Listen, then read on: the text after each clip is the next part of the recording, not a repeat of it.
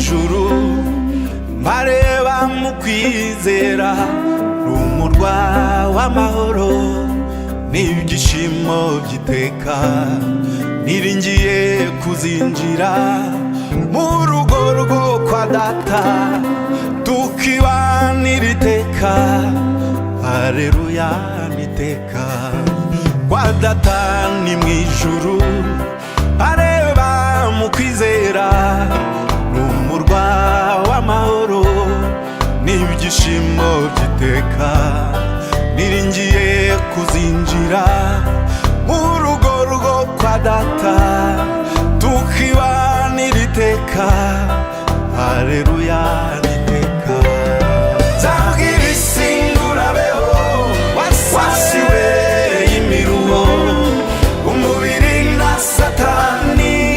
babwire ntindatashe bizaba ari umunezero mwinshi n'ibyishimo tuzagira